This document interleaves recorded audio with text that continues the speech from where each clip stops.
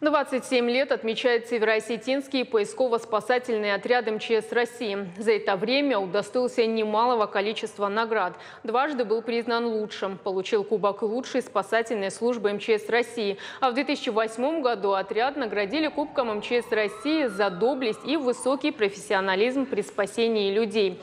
Отряд профессионально работает в любых экстремальных условиях.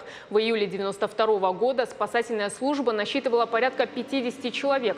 Начинали тогда с туристско-контрольно-спасательной службы Североосетинского республиканского совета по туризму и экскурсиям и альпинистский контрольно-спасательный пункт. Однако основные виды деятельности с годами практически не изменились. Это поисковые работы на горных реках, ликвидация последствий наводнений и селей в горах, терактов, извлечение автомобилей из горных рек после аварий, тушение горно-лесных пожаров, работа по обеспечению безопасности во время схода лавин на Транскаме и поиск утонувших. Начальник Главного управления МЧС России по Северной Осетии Александр Харужий отметил, главное богатство отряда – это сильные и смелые люди.